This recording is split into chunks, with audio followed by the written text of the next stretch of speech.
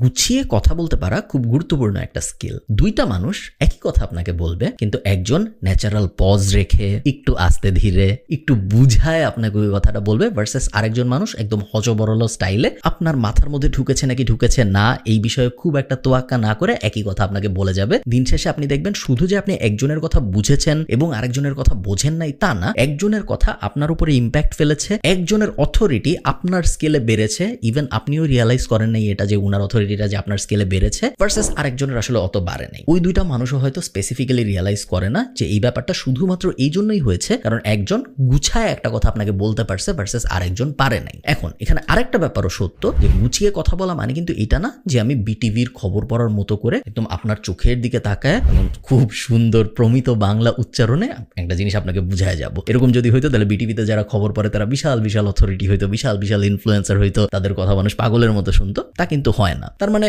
শুধু গুছায় কথা বলতে পারাটা এলোন এনাফ প্রবাবলি না। কথা বলাটা খুব গুরুত্বপূর্ণ একটা স্কিল আমার মতে, কারণ পৃথিবীর সবচেয়ে গুরুত্বপূর্ণ স্কিলগুলোর একটা হলো সেলস। এটা আমি মনে প্রাণে বিশ্বাস করি। এবং আপনি চাকরি করেন বা আপনি ব্যবসা করেন বা আপনি কোনো কিছু করেন না, কিছু একটা করবেন ভাবছেন, আপনি আপনার ক্যারিয়ার, আপনি আপনার জীবন থেকে মৃত্যু পর্যন্ত যেই পর্যায়েই থাকেন, সেলস এমন একটা স্কিল বা পারসুয়েশন এমন একটা স্কিল, মানুষকে কোনো কিছুর ব্যাপারে কনভিন্স করতে পারার স্কিলটা এমন একটা স্কিল যেটা সবার কাজে লাগে। প্রমোশনের জন্য কাজে লাগে, ব্যবসার ক্ষেত্রেও কাজে লাগে, অন্য মানুষকে আপনার কাস্টমারকে কনভিন্স করতেও কাজে লাগে, কোনো বাজে সিচুয়েশন ট্যাকেল করতেও কাজে লাগে, কোনো ভালো সিচুয়েশনকে আরো ভালো সিচুয়েশন বানাইতেও কাজে লাগে। আমরা সবাই ইনটুইটিভলি এটা বুঝি যে সেলস একটা গুরুত্বপূর্ণ স্কিল, বাট আমরা বেশিরভাগ মানুষ মনে করি যে সেলস এমন একটা স্কিল যেটা মনে হয় শুধু সেলসম্যানদের দরকার হয়। ব্যাপারটা কিন্তু এরকম না। প্রত্যেকটা মানুষের, ইভেন আপনার পার্সোনাল ইন্টারপার্সোনাল রিলেশন, আপনার স্বামীর সাথে, আপনার স্ত্রীর সাথে, আপনার বাচ্চার সাথে বা আপনার বাবা মার সাথে, যেভাবে আপনি ইকুয়েশন ফেলেন বা বন্ধুদের সাথে, প্রত্যেকের অন্যদেরকে কনভিন্স করতে হয় বিভিন্ন সময়ে বিভিন্ন কাজে। এবং যার সেলস স্কিল ভালো সে বেশিরভাগ সময়ই আসলে এই কনভিন্স করার ছোট ছোট ছোট ছোট জীবনের যে অনেক ব্যাটল হয় এই ব্যাটলগুলাই জিতে। আজকের এই ভিডিওতে আমি আপনাদের কিছু সুন্দর করে কথা বলার স্ট্র্যাটেজি এবং হ্যাক শেয়ার করব, এগুলো আমার জীবনে অনেক কাজে এসেছে। লাস্টেরটা আমার ধারণা আপনাদের কেউ কখনো বলে নাই, সো ওটা তো শুনবেনই, বাট প্রত্যেকটা হ্যাকই আমার ধারণা আপনাদের কোনো না কোনো পর্যায়ে কাজে লাগবে। চলুন শুরু করা যায়। আপনারা হয়তো দেখছেন যে আমি যখন কথা বলি কখনো কখনো আমি এরকম নিচের দিকে তাকায় কথা বলি। এখন কিন্তু আমি আপনাদের দিকে তাকিয়ে নাই, আমি নিচের দিকে তাকায় আছি। ও আপনারা হয়তো ভাবতেছেন আমি কিছু পরে কথা বলতেছি, আসলে ব্যাপারটা ওরকম না। আমার হাতে একটা জিনিস ধরা, যেটা হলো একটা লেন্স ক্যাপ, ক্যামেরার লেন্সে এই ক্যাপটা থাকে যাতে লেন্সের ক্ষতি না হয়, এবং ওই ক্যাপটা আমি খুলি সবসময় ভিডিও রেকর্ড করার সময়, এবং তারপর বেশিরভাগ সময় ওটা হাতে ধরে থাকি। সবসময় আপনারা দেখবেন যখন আমি কোনো ভিডিওতে কথা বলছি আমার হাতে বেশিরভাগ সময় কিছু না কিছু ধরা থাকে, কারণ কোনো কিছু হাতে ধরা না থাকলে আমার কেমন জানি কথা বলতে খুব আনকমফোর্টেবল লাগে। আপনি আজকে যখন সকালবেলা ঘুম থেকে উঠেছেন আপনার মাথায় অনেক প্রশ্ন আসছে, বাট আপনার মাথায় এই প্রশ্নটা আসে নাই যে খালিদ ফারহানের হাতের মধ্যে কি থাকে কথা বলার সময়, এটা আমার আজকে জানতে হবে। এই ইনফরমেশনটা আমি আপনাকে মাত্র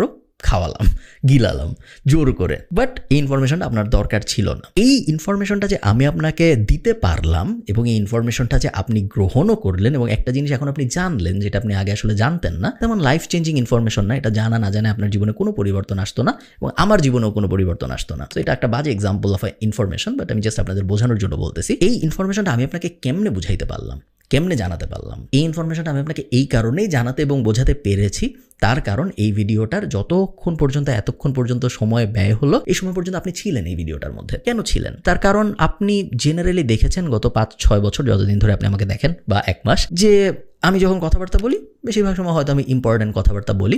সো আমার একটা অথরিটি আপনার মাথার মধ্যে বিল্ড হয়ে গেছে যে উনি যখন কথা বলে উনি সাধারণত এই বিষয়ে কথা বলে, এবং ওনার কথা যদি আমি শুনি তাহলে মনে হয় আমার টাইম লস হবে না, যেই কারণে আমি ওনার কথা এই মুহূর্তে শুনতেছি, বা অ্যাটলিস্ট অন্য কোনো কিছু না হলে আমি একটা এন্টারটেইনমেন্ট ভ্যালু পাবো, যে ভ্যালুর জন্য আমি ওনার কথা এই পর্যন্ত শুনতেছি বা এই টাইম ডিউরেশন পর্যন্ত শুনছি। এই অথরিটি বিলটা কিন্তু আপনি নিজে করেন নাই, বা আমি আপনাকে বলি নাই যে এখন থেকে কিন্তু আমার কথা মনোযোগ দিয়ে শুনবেন কারণ আমি কিন্তু খুব বড় মানুষ, এরকম কিছু কিন্তু আমিও বলি নাই, আপনি নিজেও কখনো ভাবেন নাই, বাট আপনি শুনতেছেন এবং আমি বলতেছি। এটাই সুন্দর করে কথা বলতে পারার বা কোনো একটা কিছু বলে বোঝাতে পারার পাওয়ার, ন্যাচারাল অথরিটি বিল্ডিং। এই ব্যাপারটা আমি চাই আপনারা মাথায় রাখেন। প্রথম যে হ্যাক সুন্দর করে কথা বলার বা কোনো কিছু বোঝাতে পারার, সেটা হলো আপনার নিজের জীবনে আপনার কাজ করতে হবে নিজের কনফিডেন্স বাড়ানোর উপরে। একজন আন্ডার কনফিডেন্ট এবং একজন প্রপারলি কনফিডেন্ট মানুষের মধ্যে কথা বলার যে বিস্তর ফারাক, এটা শুধুমাত্র আপনি যদি ট্রুলি একজন আন্ডার কনফিডেন্ট মানুষের সাথে এবং একজন প্রপারলি কনফিডেন্ট মানুষের সাথে কথা বলেন, তাইলেই আপনি ধরতে পারবেন যে কি বিস্তর ফারাক। আপনি নিজের জীবন একটু চিন্তা করেন, জীবনের অনেক সময় আপনি কিন্তু অনেক বিপদে পড়ছেন। বিপদ হতে পারে পরীক্ষার রেজাল্ট নিয়ে, বিপদ হতে পারে চাকরিতে, বিভিন্ন সময় আপনি কিন্তু জীবনে এমন এমন বিপদে পড়ছেন যে বিপদগুলো নিয়ে আপনি ঠিক শিওর ছিলেন না কি করা উচিত। ওই সময় আপনি দেখবেন অনেকের ঠান্ডা লাগে, অনেকে ন্যাচারালি কাঁপতে থাকে, অনেকের গলার স্বর কাঁপা শুরু হয়, অনেক ন্যাচারাল ভ্যারিয়েশন আসে। অ্যাংজাইটি ডিল করার জন্য বিভিন্ন মানুষ বিভিন্নভাবে এটাকে ডিল করে। ওই সময়গুলো আপনি ছিলেন আন্ডার কনফিডেন্ট। ওই সময়গুলো যদি আপনার সাথে কেউ কথা বলতো, আপনি যাই বলতেন আপনি তাদের আসলে কনভিন্স করতে পারতেন না, কারণ তারা আপনার ওই টোনটা থেকে বুঝে যাইতো সামথিং ইজ রং এবং তারা কনভিন্স হইতো না। অন দ্য আদার হ্যান্ড, আপনার জীবনে এরকম একটা দুইটা মোমেন্ট ছিল যে সময় আপনি অনেক কনফিডেন্ট ছিলেন। খুব বড় কোনো মোমেন্ট হতে হবে না, হয়তো আপনি ক্রিকেট খেলতেছিলেন আপনার গলিতে বা মাঠে, খুব ভালো একটা ইনিংস খেলছেন বা আপনি 4টা উইকেট নিছেন। ওই দিন কিন্তু আপনার কনফিডেন্স একটু অন্যরকম ছিল এবং ওই কনফিডেন্সের কারণে ওই দিন আপনি একটু অন্যরকম বিহেভ করছেন এবং আপনি যা যা বলছেন মানুষজন আপনার আশপাশে কিন্তু একটু বেশি শুনছে আপনার ওই কথাটা। অনেক আহামরি কিছু বলেছেন এরকম না, বাট যাই আপনি বলছেন মানুষ একটু বেশি শুনছে। তো আমাদের কনফিডেন্স আমাদের কথা বলার এবিলিটিতে যেই পরিমাণ প্রভাব ফেলে, এই পরিমাণ প্রভাব বা ইম্প্যাক্ট অন্য কোনো কিছু আমাদের কথা বলার উপরে ফেলে না। আপনার কনফিডেন্স আপনার অবশ্যই গ্রো করতে হবে এবং এটা আপনি যদি তরুণ হয়ে থাকেন, বয়স্ক হয়ে থাকেন, ডাজন্ট রিয়েলি ম্যাটার, যেই বয়সেরই আপনি হন, কনফিডেন্স বাড়ানোর বা কনফিডেন্স ইমপ্রুভ করার কোনো লিমিটেশন নেই বা কোনো বয়স নেই এবং কোনো শেষও নেই। যতই আপনি কনফিডেন্স বাড়াতে পারেন আপনার, তত আসলে ভালো। কনফিডেন্স প্রাইমারিলি দুইটা জিনিস থেকে বাড়ে, 3টা জিনিস অ্যাকচুয়ালি। 1 নম্বর হলো স্কিল, 2 নম্বর হলো নলেজ এবং 3 নম্বর হলো মানি। এই 3টা জিনিস মূলত আপনাকে আপনার জীবনে কনফিডেন্স দিবে। হয় আপনার অনেক স্কিল থাকতে হবে, অথবা আপনার অনেক নলেজ থাকতে হবে, অথবা আপনার অনেক টাকা থাকতে হবে। সাধারণত যাদের অনেক স্কিল থাকে, যাদের অনেক নলেজ থাকে, তাদের অনেক টাকাও থাকে। খুব জ্ঞানী বাট গরিব এরকম মানুষ খুব বেশি দেখা যায় না, খুব স্কিলড বাট খুব গরিব এরকম মানুষও বেশি দেখা যায় না। সো এই 3টা জিনিসের উপরে যদি আপনি কাজ করেন, টাকাটা তো একটা বাই প্রোডাক্ট, সো শুধুমাত্র স্কিল এবং নলেজের উপর যদি আপনি কাজ করেন, আপনি দেখবেন আপনার ন্যাচারাল কনফিডেন্স আস্তে আস্তে বাড়বে, যেটা আপনাকে একটা ভালো স্পিকার বানাবে। সেকেন্ড পয়েন্ট হলো রিড অ্যান্ড রিড। পড়ার কোনো শেষ নেই এবং যত কম একাডেমিক বই পড়ে, যত বেশি নন একাডেমিক বই আপনি পড়তে পারেন, তত আসলে আপনার জীবনের জন্য ভালো। এটা একটু আইরনিক, ছোটবেলায় আমাকে এই জিনিস কেউ কখনো বলবে না, আপনাকেও ছোটবেলায় এই জিনিস কেউ কখনো বলবে না, কারণ আমরা সবাই একটা স্কুলিং প্রসেসের মধ্যে দিয়ে যাই, একটা আননেসেসারি অদ্ভুত একটা কম্পিটিশনের মধ্যে দিয়ে আমরা যাই, যেখানে একজন স্কুলে ফার্স্ট হয়, একজন সেকেন্ড হয়, একজন 10th হয়, যেটা আসলে কোনো মানে নেই। ওই কম্পিটিশনের পুরো জীবনে কোনো ভ্যালু নেই। ওই কম্পিটিশনটায় বাঁচার জন্য আমরা আমাদের বাচ্চা কাচ্চা যারা আছে, তরুণ বয়স্ক মানুষজন যারা আছে, বা ইভেন ইউনিভার্সিটিতেও আমি এটা হতে দেখছি, তারা একাডেমিক বইয়ের বাইরে খুব বেশি যায় না। এটা যে কত বড় একটা ভুল, এটা আপনি জীবনে কখনোই রিয়েলাইজ করবেন না যদি না আপনাকে কেউ এটা একদম হাতে ধরায় দেখায় দেয়। তো আমি হাইলি রেকমেন্ড করবো আপনাদের একাডেমিক বইয়ের বাইরে যে অন্যান্য বই পড়তে। বইকে কিন্তু আপনি ফেসবুক স্ট্যাটাস বা ব্লগ দিয়ে বা নিউজ পত্রিকা দিয়ে রিপ্লেস করতে পারবেন না। বই ইংরেজি বই হইতে হবে জরুরি না। যদি আপনি ইংরেজি বই পড়তে না পারেন, আপনি বাংলা বই পড়তে পারেন, কোনো সমস্যা নেই। আমার আশপাশে সব সময় শয়ে বই থাকে। ইভেন আমি এখানে বসে আছি দেখে আপনি দেখতেছেন না, বাট আমার এই পিছনে মাসুদ রানা রাখা, বয়েজ রাখা, আমার নিচে বড় একটা শেলফ আছে যেখানে অনেক বই রাখা, এবং বাংলাদেশেও আমার একটা বড় শেলফ আছে যেখানে আরো হাজার বই রাখা। সুন্দর করে কথা বলতে পারার এবিলিটির আসে হলো সুন্দর করে একটা থট সাজানোর মধ্যে দিয়ে। এটা আপনি ন্যাচারালি করেন না। আপনি যখন কোনো একটা কিছু বলেন, খুব মিলি মাইক্রো সেকেন্ডের মধ্যে আপনার মাথার ভিতরে আগে লাইনটা তৈরি হয়। লাইনটা তৈরি হওয়ার পরে যে লাইনটা আপনি বলেন, ওই লাইনটা যে তৈরি হচ্ছে, ওই লাইনটা কিভাবে তৈরি হচ্ছে, কিভাবে আপনি স্ট্রাকচার করতেছেন আপনার থটটা, ওই ব্যাপারটা ইমপ্রুভ হয় যত বেশি আপনি পড়েন তত বেশি। সো পড়ার কোনো রিপ্লেসমেন্ট নেই এবং পড়া শুরু করারও কোনো আসলে বয়স নেই। যত তাড়াতাড়ি আপনি পড়া শুরু করতে পারেন, আপনি যাই পড়বেন, আপনার যদি ফিকশন পড়তে ভালো লাগে আপনি শুধু ফিকশনই পড়েন। এমন না যে আপনার খুব জ্ঞানী গুণী বই পড়তে হবে বা জীবনী পড়তে হবে বা নন ফিকশন বিজনেস বই পড়তে হবে, জরুরি না। আপনার ফ্যান্টাসি ভালো লাগলে আপনি ফ্যান্টাসি পড়েন, আপনার ড্রামা ভালো লাগলে আপনি ড্রামা পড়েন, হরর ভালো লাগে হরর পড়েন, 3 গোয়েন্দা ভালো লাগলে 3 গোয়েন্দা পড়েন। কোন বই পড়তেছেন এটা খুব একটা জরুরি না। জরুরি হলো পড়া, যাতে করে আপনার মাথার মধ্যে ওই সিকোয়েন্সিং এর পার্টটা ইমপ্রুভ করে। থার্ড, এই জিনিসটাও আসলে কতজন মানুষ আপনাদের বলে আমি ঠিক শিওর না, বাট প্রোনাউন্সিয়েশন ইজ ইম্পর্ট্যান্ট। আপনি ন্যাচারালি কথা বলবেন, এতে কোনো সমস্যা নেই। যারা আপনাকে বলে যে তুমি বাংলার সাথে ইংরেজি মিশায়া কথা বলতেছো কেন, বা তুমি ইংরেজির সাথে বাংলা মিশায়া কথা বলতেছো কেন, তুমি তো গুরু চণ্ডালী দোষ করতেছো, সাধু এবং চলিত ভাষা মিশায়া, তাদেরকে আপনি বলবেন যে তারা কি বলতেছে এটা আসলে খুব একটা গুরুত্বপূর্ণ ব্যাপার না, কারণ আমরা ন্যাচারালি এভাবেই কথা বলি। এই যে আমরা ন্যাচারালি এভাবে কথা বলি, এই লাইনটা আমি বললাম, এর মধ্যে ন্যাচারালি ওয়ার্ডটা ইংরেজি, বাট এই ওয়ার্ডটা কিন্তু শুনতে স্বাভাবিক লাগতেছে। তার কারণ আমরা বাংলাদেশিরা এভাবেই কথা বলি, আমরা আরবান বাংলাদেশি যাদের বলি আমরা এভাবেই কথা বলি। আপনি কোন ডায়ালেক্টে কথা বলতেছেন, আপনি কোন টোনে টিউনে কথা বলতেছেন, এর থেকেও গুরুত্বপূর্ণ ব্যাপার হলো আপনার প্রোনাউন্সিয়েশন ঠিক আছে নাকি। তো এটার মানে আবার এই না যে সাই ফুডসে গেলে বা বিভিন্ন ইংলিশ পেজে যে আপনারা দেখবেন আপনাদের শিখায় যে ব্রিটিশ টোনে অ্যাকসেন্টে কথা বলতে হবে এইভাবে, ইংরেজির অ্যাকসেন্টে কথা বলতে হবে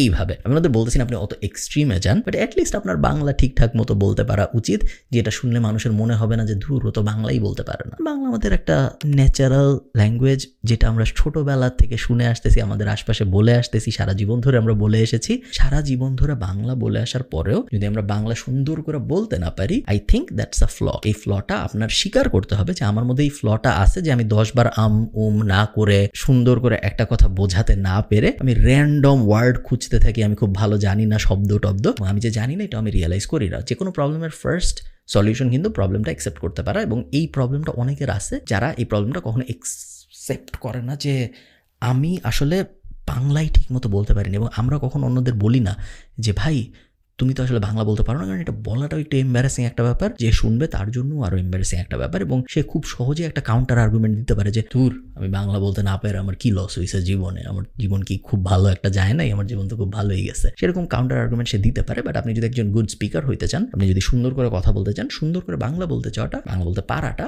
খুব ইম্পর্টেন্ট।